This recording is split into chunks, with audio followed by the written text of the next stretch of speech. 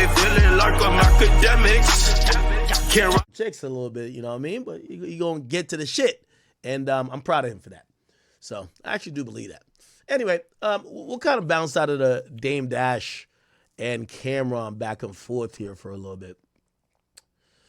And let me see where we should get to. I think we should probably get to the LeBron James, who is responding to questions about his relationship with Drake. Now, Drake, he didn't drop it, but there's a song that's been leaked where Drake is dissing one of his former NBA BFFs. The part that people heard is the part seemingly addressing DeMar DeRozan. The song is called, what's it called? Let me see. I got it right here. It's called what? Give me 1 second. It's called National Treasure. National Treasure. And he's clearly dissing DeRozan for being inadequate in winning the ring and him being a snake and basically clowning him, saying we used to plan our trips. You know, we used to plan our trips at a certain time, which is we plan our Mexico trips in the spring, which basically means this guy had no plans of making it deep in the playoffs or winning championships. So that was his way of getting back at DeRozan, who did appear in the Not Like Us video, as you guys could see here. And he also appeared in Pop. You know what I mean? I think this is him and Russell Wilson, but this is DeMar DeRozan. Now, I hear people say this is more about them being Crips than them fucking with Dot. But we did hear DeMar speak about why he appeared in the video.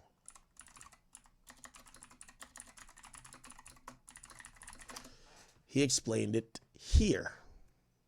And as a fan of Kendrick Lamar myself, it's cool to see you in that video. How did that come about, and does that mean they can't play Drake in this building anymore? I mean, you love Drake. You love Drake. We always could play him. You know, Kendrick been a friend of mine, family, damn near family. You know, for a long time, for a while. You know, we from the same city, grew up damn near in the same neighborhood. You know, so it's always been there. It haven't always been publicized, but you know, that's basically family.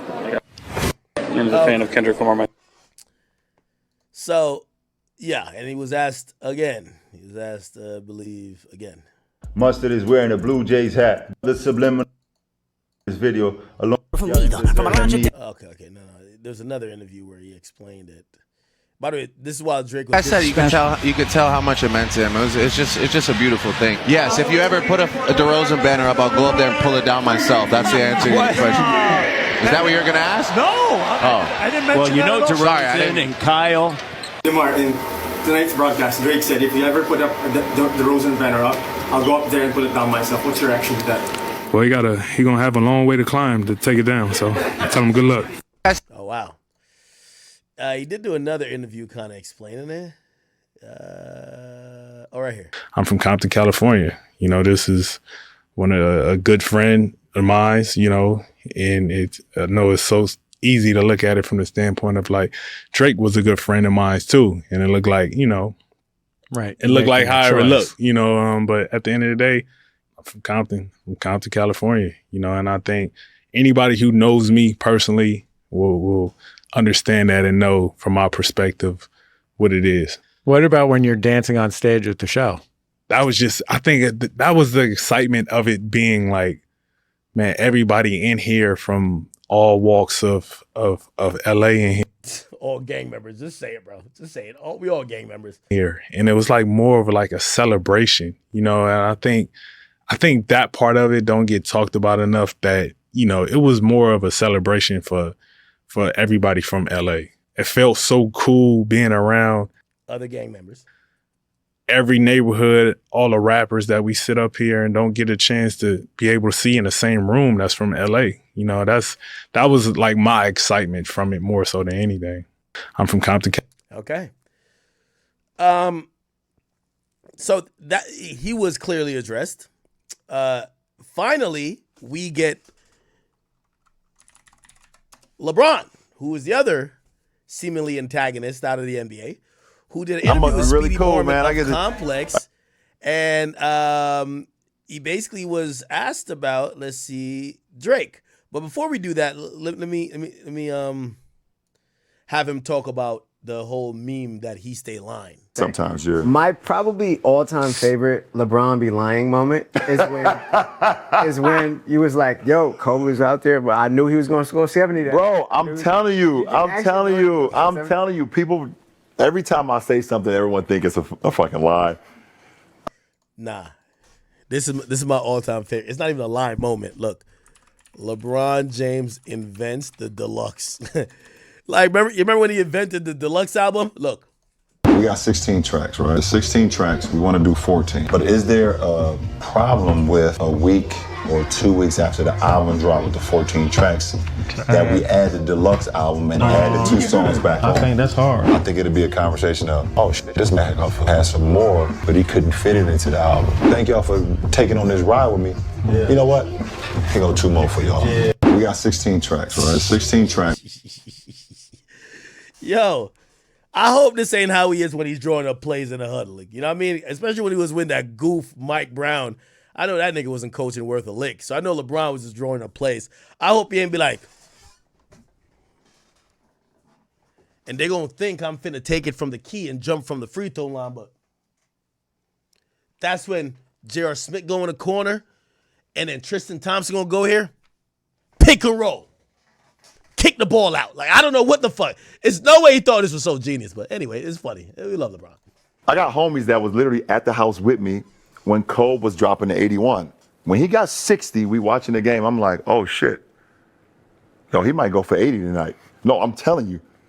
I got homies we could call on the phone. What time is it now? Yeah, back in the States. I got homies that was literally in my room. I lived in the house in Ohio at the time. That's now torn down. That's now the big house. Uh-huh.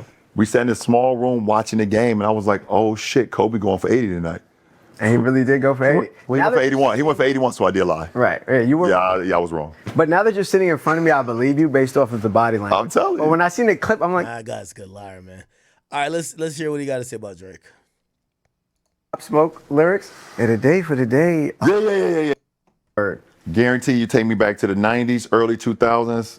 I could rap a whole song of an artist for sure, front to back, no question about it. These new rappers sometimes they lose me for a little bit. They bring me back, yeah, but they lose me for a little bit. Bro, that Pop Smoke lyrics, and a day for the day. Yeah. Pop, you know, rest in peace, the late great Pop Smoke. Yeah, but you lost me, champ. You lost Absolutely. Me. Someone you have been friends with seemingly forever, Drake. Are y'all cool? What's the status there? Is this someone you always have love for? Always wish him the best. Obviously, different places right now. Currently, he's doing his thing. I'm doing mine. But it's always love for sure. Savannah, your wife. You guys have been locked in seemingly forever at this point. What would you say? I'm gonna be honest. That was the only time he addressed Drake, and I'm gonna be like.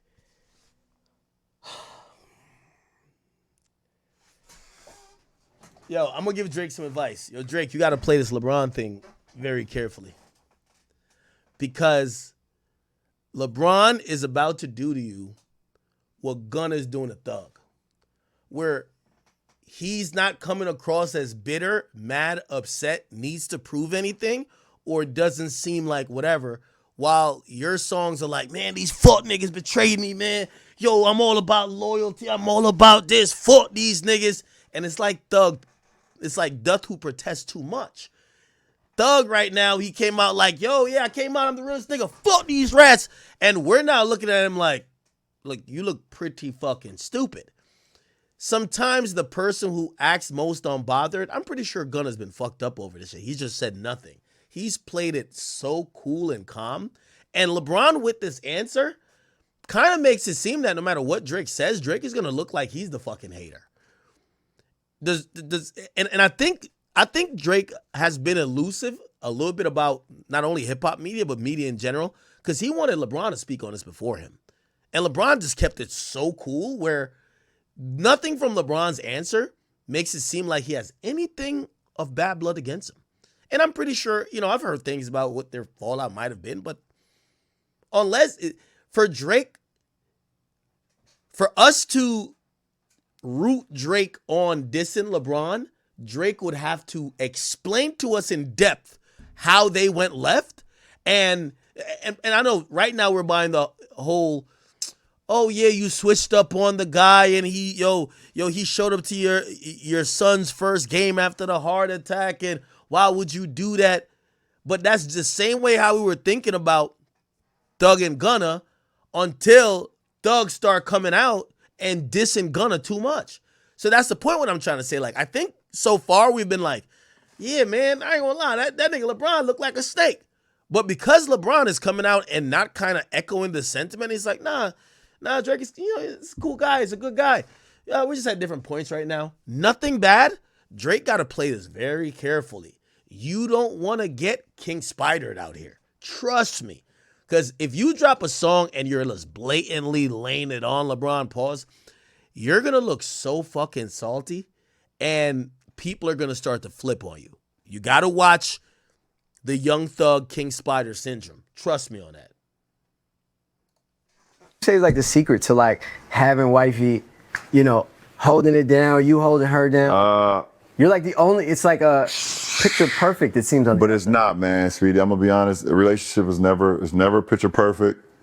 But if you're able to work through, if you're okay with working through the hardships and the adverse moments, then it will make it all worth it, man. Like, we've been together since high school, so shit ain't gonna always be a bed of roses, man. In any relationship, let alone someone that you're living with for over 20 years. So. Nah, LeBron is so media trained.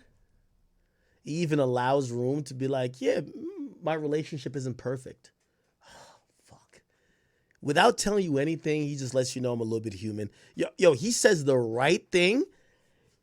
He never, like, I still think Drake is giving signs that he's like, man, fuck these guys. Or like he's a little bit upset, right? Or maybe not upset like that, but like he's like, man, I can't believe this happened. LeBron is giving the perfect answers about anything you can say about him that, like, you have to go digging for something. And I'm not going to lie. I think LeBron has been famous longer than Drake, and his life has been scrutinized top to bottom longer than Drake. And no one has really found anything actually tangible that they could hold on to. This guy's good. I think communication is number one. Being honest is number two. Number three is just like, you have to be okay with being uncomfortable in relationships sometimes, man. You can't always have it your way. You can't always think that, my way or the highway. It's never gonna work that way. The saying happy wife, happy life, that shit real, bro. But also, like, happy husband. Happy loving. Yeah, there you go. Made that up on the top, my boy. Right, no, that's why you're not speedy, man. That was quick. Yeah. But for real, like, produce the album, bro. There you go. But like, for real, like, it's not. Nah, LeBron too smooth, man. I'm gonna be honest with you. He's too smooth. And another thing that I think that Drake got to be careful about, LeBron is starting to bat. He's acting his wage. Okay? Like, he's removed the ego part from him, where I'm pretty sure he could be like, man, I'm LeBron at the end of the day. This nigga over here, like, sneak this at me, or he's whatever. Like, I'm going to air him out. And you could tell LeBron is thinking so bigger picture. He's thinking like, I'm chasing Jay-Z and billions. I'm not chasing an argument with a guy I used to hang out with, at clubs and in shady restaurants. You know what I mean? Like, no. So I think LeBron is really calculated. And if I'm Drake, I would probably be cautious in how aggressive I get at him. You get what I'm saying? And also, I think Drake has played it kind of decent so far. Like, we kind of know there's an issue, but he can't overly diss him. Like that DeRozan diss that was clearly a DeRozan diss, he can't do that to LeBron. I think people might look at him, if you do that to LeBron, like, bro, you're like pressed and corny. Again, just beware of the thug flip. Anyway.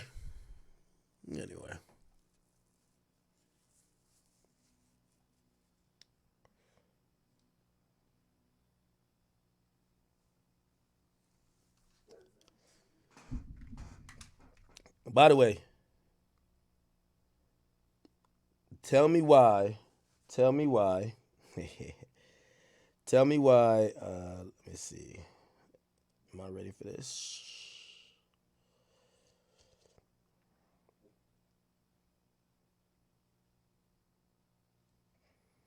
I have came to a conclusion, chat.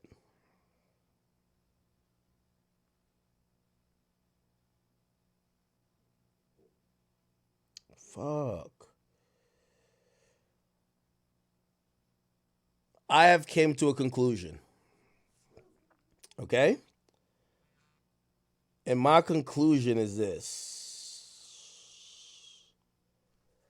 Drake's upcoming album is going to be a fucking classic. Okay? Now, this is complete stand-up talking here, but I'm going to explain it, and I just want you to just understand from a fan point of view how I feel, and hopefully if you're a Drake fan, maybe you'll understand, well, you definitely get it, but from a random perspective, if you don't like Drake that much, hopefully you get what I'm saying. I believe rappers make the best music when they actually go through shit. I don't think the idea of not being from the hood, like it's like Meek Mill not living in the Philly blocks. He hasn't lived there for the last 10 years, but he's still rapping about spinning the block. Could he rap? Yes. Does it hit the same? No. It's a reason why we like drill music. We like shit that's real. Like, we could tell when it's real.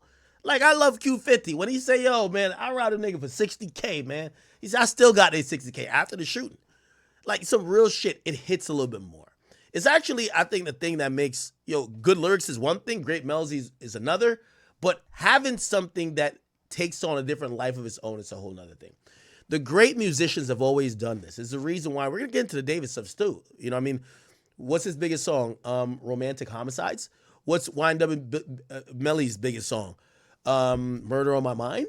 You know what I mean? King Von's biggest song, Celebrating Murders.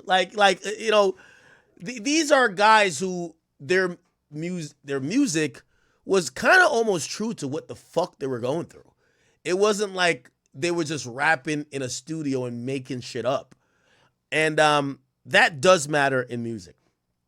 I believe that, and how it relates to Drake, every time we've gotten great music from Drake is because he has real life experience to pull from, whether it is heartbreak, whether it's beef, whether it's conflict, whether it's, a diss song from another rap. Like, there's always some shit to really pull from within his life, and that's how good music comes in.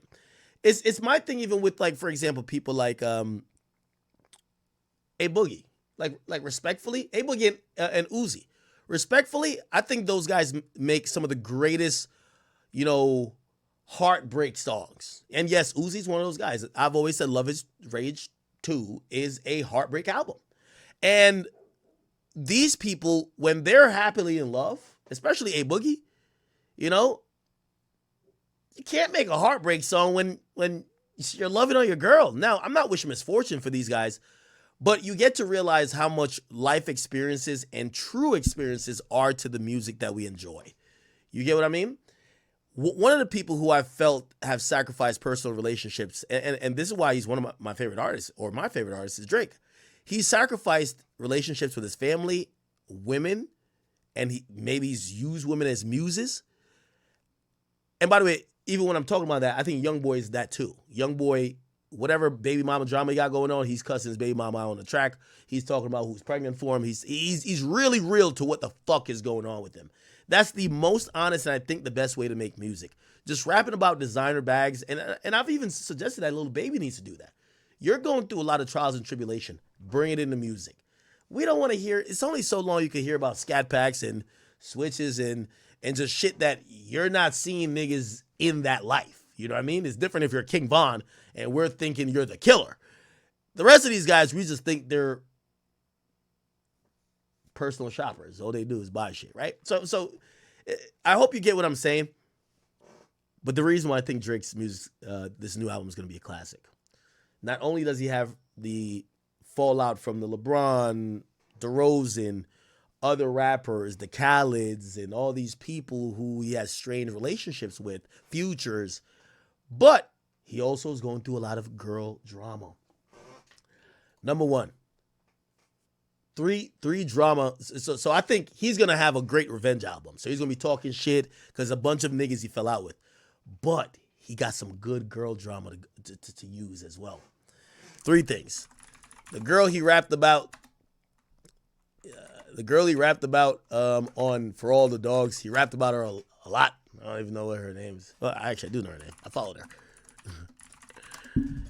This girl right here, she been throwing shots at Drake, man. Now, I don't care I know somebody like, we don't give a fuck, but I'm telling you, there's like, on For All the Dogs, there's like 3 songs written about this girl. She's back in the picture. She's over here flexing on Drake because Drake's simping and buying her a bunch of shit, which is good because he's going to have some good material to sing about. Secondly, another one of his chicks, I feel like I'm exposing Drake's hoes. She just came out of the blue dissing Drake. This is her right here. No revenge because your biggest misfortune is losing me. Imagine telling Drake that. Get out of here. By the way, how did I know she was talking about Drake? The other slide was her tagging Drake. I'll never forget who I am, even if you spend millions and billions of dollars to try to make me forget. Come and kill me, do it. I don't know what she's talking about. I don't know what she's talking about. Anyway, let's look at her page. Yeah, Drake got a little tight, man.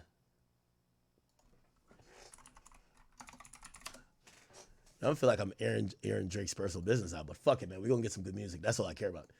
Like, all these chicks, whatever he got going on with them, I be rooting it on. Like, yes, break that nigga's heart. We need a song. Fuck it. You know what I mean? So this is a chick.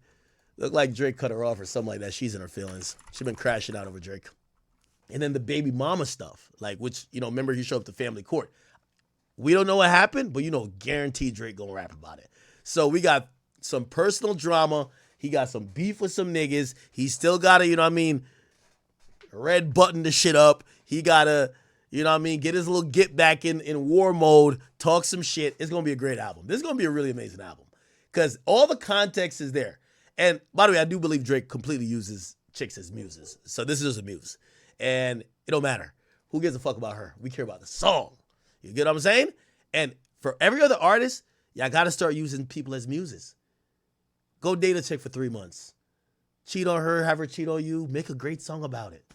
Okay? Stop going on Instagram until I expose it. So anyway, that's what I know. Yeah, so I'm waiting on that. All right, am I done with Drake topics? I think I am. Ooh,